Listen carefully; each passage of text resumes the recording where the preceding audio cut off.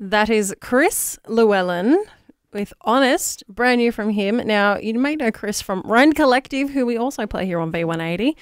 Straight legend. Good guy.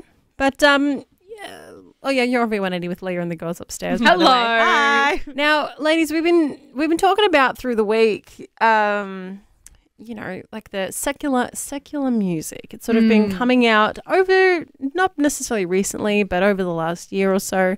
You see it pop up from time to time where certain artists will record a song and then record a music video, seemingly to stir the pot to of Christians. Yes, you see that. And I've been giving it a lot of thought, and I wanted to sort of bring it to the table to because your visceral reaction when you see something like that is to go, oh, how dare you? Yeah. I understand. That's mine. But the question is, should we?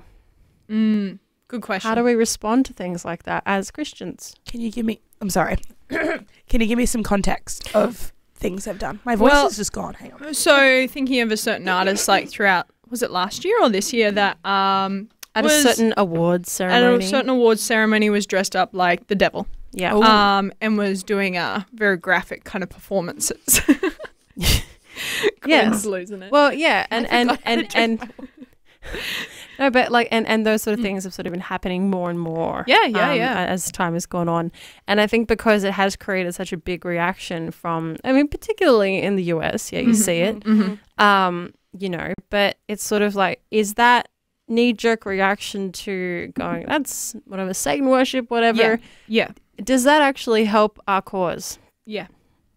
See, because I'm actually kind of the opinion that it doesn't. And I think Christian YouTube and Christian YouTubers have a lot to account for in this sense. Like there's kind of the classic discernment ministries that kind of jump on like the latest trend, and it's like, well, this artist had like the mark of this, or like Satan in their music video, like freaking out, and it's like,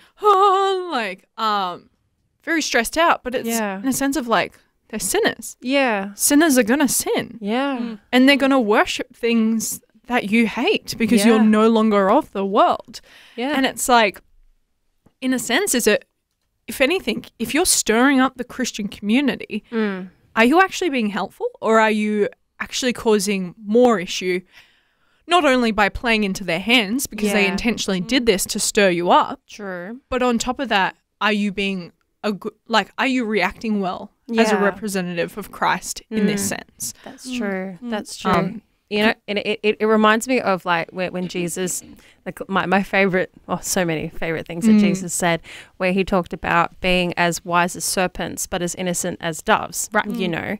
Like we know that the world is going to get up to mischief. We know that. But it's how do we respond when they do? And when we see things like this that are intentionally out there to as you say, to stir us up, to stir the pot a little bit.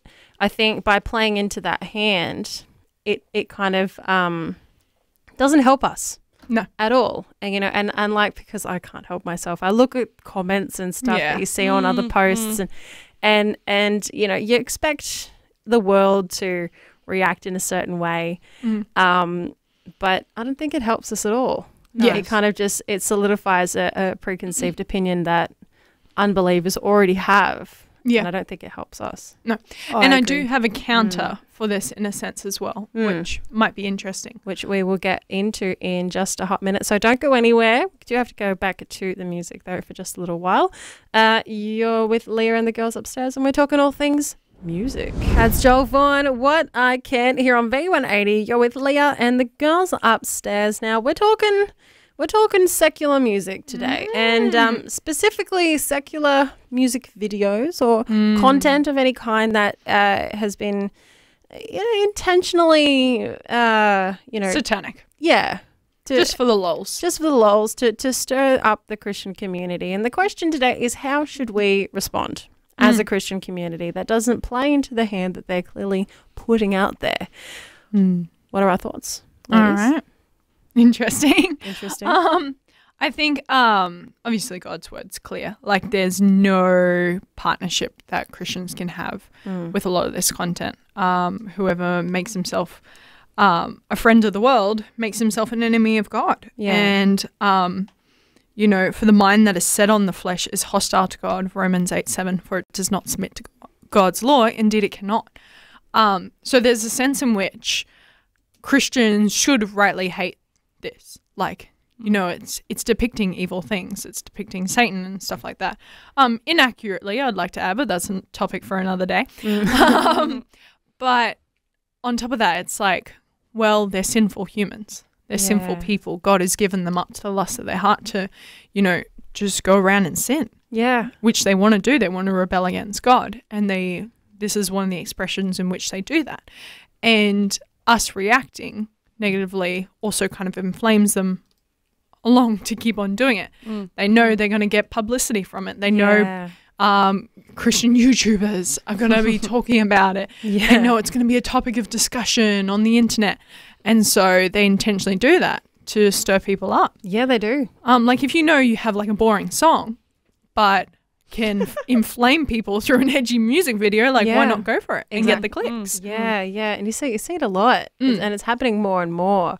And I've seen like other Christian commentators like talking about those things and how we should respond and what is the wisest approach. And truly, I think it is just don't say anything. Yeah. Don't give it to them. Don't give them the satisfaction of saying, oh, look, there they go again, those Christians, you know, banging their gong, you know, doing whatever. You know, don't give them the satisfaction because not that we're better, but we're awake to it. You know, that the world will do what the world does, and we don't have to take part in it. And at the end of the day, we're supporting that music video by commenting on it. Yeah. You know? Yeah. Like we're bringing it up there so other people can see it because we're getting it up there on the brand. And I feel like sometimes it's like, why would you do that? You know, I'm in my football era at the moment. You know, the World Cup is on and it's like, you know, if a man comments on a post and says something bad about it being women's football, it's like, why would you even initiate with that? Obviously, he's going on with his own demons, other things going on. It's like the same sort of thing. Obviously, there's an issue with this music video. But what's the point of really aggravating inflaming it and making it worse? Exactly. You know? Now, I'd like to add a little bit more to the conversation. Yes. Because I often think of Ezekiel 33 and probably Ezekiel 34. My favorite chapter in the Old Testament. Beautiful chapter. It's all about Jesus. It's fantastic. But Ezekiel 33 is also really cool. And this used to be one of the verses that I would sit on when I was evangelizing, and I just really did not feel like evangelizing. And I think there could be a little bit of application from it. So it says, Son of man, speak to your people and say to them, if I bring the sword upon the land, this is God speaking to Ezekiel, Ezekiel saying, and the people of the land take a man from among them and make him their watchman, so kind of like the guard of the city. And if he sees the sword coming upon the land and blows the trumpet and warns the people, then if anyone who hears the sound of the trumpet does not take warning, and the sword comes and takes him away, his blood shall be on his own head.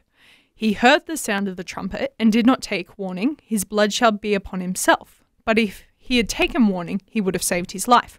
But if the watchman sees the sword coming and does not blow the trumpet so that the people are not warned, and the sword comes and takes any one of them, that person is taken away in his iniquity, but the blood I will require at the watchman's hand. So, a bit of a passage there, but pretty much essentially saying the responsibility for warning the people is on the watchman. And we as Christians are kind of like watchmen in that sense. Yeah. We have a responsibility to tell people about the gospel, to tell and warn people about the coming judgment. And if we don't, there's a sense in which it's like, why didn't you? Yeah.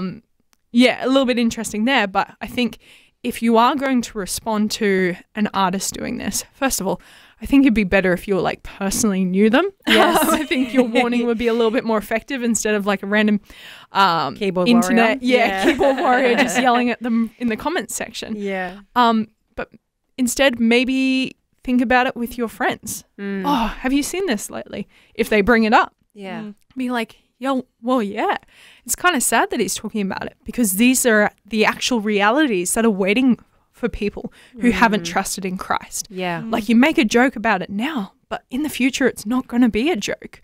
And maybe that can actually be used as a gospel opportunity for you to chat with your friends about. Absolutely. Absolutely. So there you have it. And just don't play into it, and use it as a ministry opportunity if you can. Good chats here, ladies. Good chats. But let's get back into it now. You're here on V180. Vision 180. Live different. Different.